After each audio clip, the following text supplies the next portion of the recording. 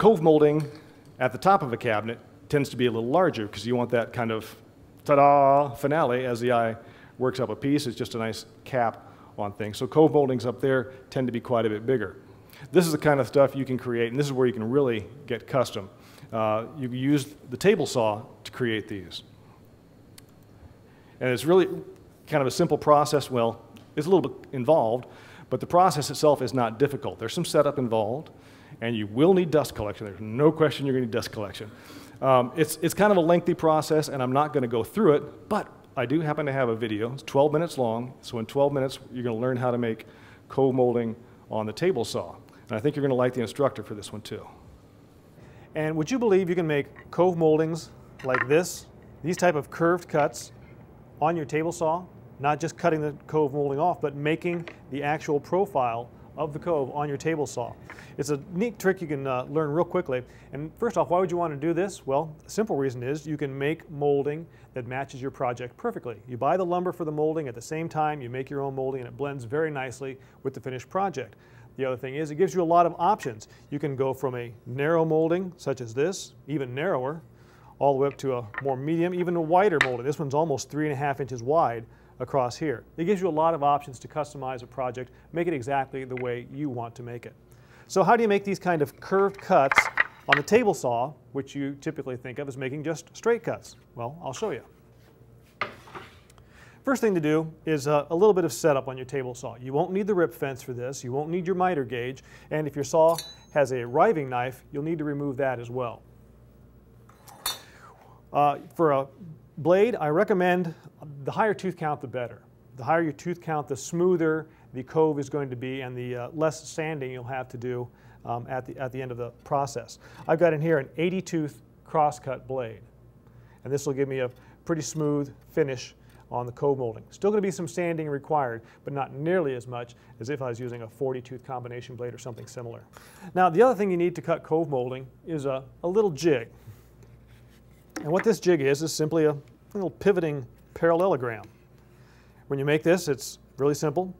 Opposite sides of the same length, and drill these holes carefully so they're centered on the width, and assemble this carefully so that as you pivot the jig, the sides always stay parallel. It's, again, pretty simple to make. The reason for this jig is you're going to take the dimensions of your Cove. Now the example we used for the magazine article, we had a Cove that was 3 3/8 of an inch wide. That means this measure across here, from this point to this point, was 3 3/8 inch. So I'm going to take my jig and set the arms 3 3/8 inch apart, and then twist the lock nut, the wing nuts here, to lock it at that width. Next, I want to lower the blade and then raise it to the height of my final cut. That would be the depth of the Cove from this point to the bottom of the Cove.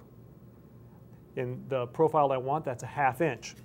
So I need to set the blade 1/2 inch above the table. You want to measure carefully. Make sure you're measuring the highest point on the blade. Okay. Next, a piece of masking tape here. Put a piece right in the front of where the blade just falls below the tabletop. So it just kisses that painter's tape. Right there. And do I need to mention we're doing all this with the saw unplugged? Now the same at the back. Wherever that tooth comes above the table, that's where the edge of the tape should be. Next, I'm going to make a couple marks. One, where that front tooth comes down and where the back tooth comes up. Now that I've got these marks made on the blade, I'm going to lower the blade completely below the table. These marks are going to help me position my jig. Simply pivot the jig until the inside edges of the jig align with those marks. And at that point, I'm going to make a mark right along the inside edge of this fence here. Okay, with that mark made, I can take the jig off. I'm done with that. You're going to need 2 straight pieces of scrap, have a straight edge and pretty much square to the face. It's not critical that they be perfectly square, but these are the two fences that are going to guide the piece across the table saw as we make the cut. Just take a piece of scrap about 3/4 inch thick. This measurement again is not real critical. 1/2 inch is fine, but 3/4 seems like you have plenty of that laying around. Just using that as a spacer along the mark, and I'm going to align the fence 3/4 of an inch from that mark, and I'll clamp it down. Okay, good question. So he's asking about the marks on the tape, why they're on those particular sides of the blade. So what you're looking for there is the point of first contact as the board comes in and the point of last contact as it exits, because that defines your cut.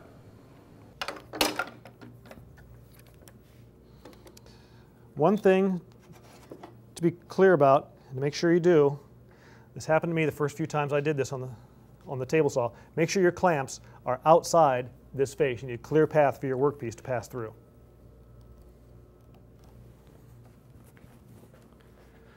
So there's my first fence in place. To position the second one, I'm going to use the actual workpiece in which I'm going to cut the cove molding. Just place it against that first fence. This is the jointed edge here. And position the second fence. And I can see I've got a little too snug down at that end. It won't pass through, so I need to adjust my fences.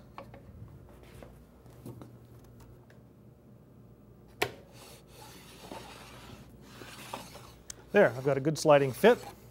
I'm going to peel this masking tape up off there. I don't need it anymore. I'm just about ready to start making cuts. Again, as you know, this piece is going to slide through here. I want to make sure, since the blade is going to be hidden during this cut, I'm not pushing with my thumb back here. I've got a push block that's got a nice heel on it that I can hook over the back edge here and push the piece through. Now you're making a cut here that the blade really isn't designed to make. You're pushing kind of sideways into it, so you want to make very light cuts, very shallow cuts, no more than about 1/16 of an inch on a pass. So there's my first pass. Teeth are just barely above the table.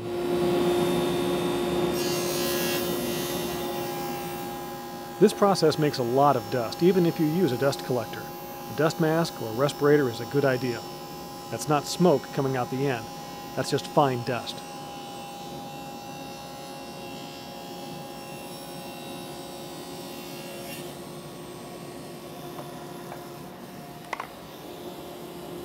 I've raised the blade another 1/16 of an inch for the next pass.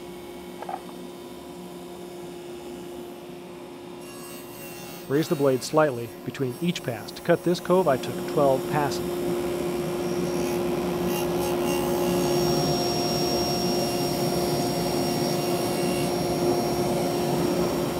Okay, so there it is. My nice wide cove molding, 3 3/8 wide, 1/2 inch in depth. Now there is still, if you're able to feel this, you'd be able to feel it still needs some sanding before it's ready to go. Sanding a curved surface like that can be a little tricky, but you can make a custom sanding block using just some of this pink foam that you can find at the home center.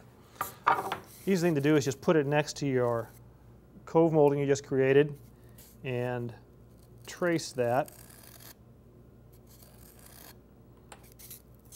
Then just use a coping saw, or you can take it to the bandsaw and just kind of rough cut close to that line as best you can.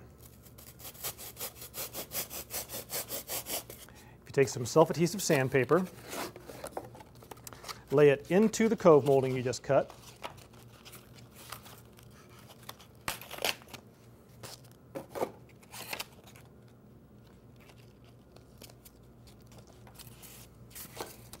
Now take the rough sanding block and just run it back and forth. Shape that block. Now that profile matches the cove perfectly. Peel that off there. Put some fresh sandpaper on the bottom of my block, and I can start sanding.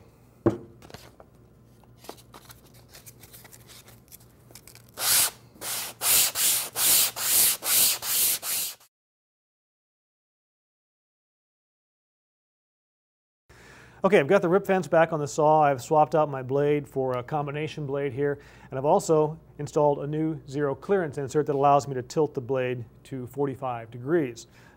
On the end of my Cove blank, I've laid out the final profile. I've got to make 4 bevel cuts now, bevel rips, to bring the Cove molding to final shape. And that's simply a matter of taking your marks, aligning them with the tooth on the blade, and then bringing the rip fence up to that.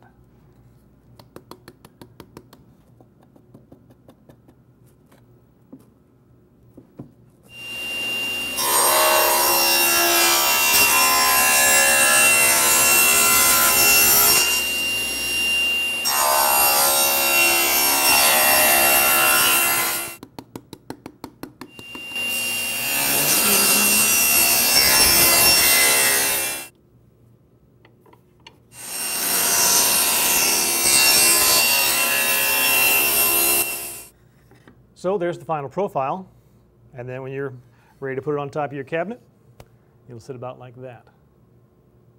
Now, I've just made one single piece of molding here. One tip I can give you is when you're making molding for a cabinet, don't measure and make just enough. Make at least one piece more than you think you're going to need, because it's much better to have one extra piece than to end up a little bit short and try to duplicate a setup, because you'll never get it exactly the same. So make yourself a little bit extra as you're making this Cove molding. Now that you know how to make basic Cove molding, let's get trickier. To make a Cove like this that leans to one side, just tilt the blade. Here I've tilted the blade to 45 degrees, and I'm feeding at about a 10-degree angle. And you've probably noticed the fences are positioned differently. Here's why. When the blade is straight up and down, you can feed from either direction, it doesn't matter. But when you tilt the blade, you need to feed into the rotation of the blade. That simply means if your blade tilts to the left, like this one, feed from left to right. If your blade tilts to the right, feed from right to left. Here on the final pass, you can really see the shape of the Cove. As you see, you can play around with the feed angle, with the blade angle, and all kinds of things to come up with a variety of Coves. Have fun, experiment with it, and once you get a piece like this cut, it's a good idea to write on it the settings you had on the blade, whether the feed angle, the blade height, and the blade tilt. That way you can build a library of Cove moldings and have one that's right for your next project.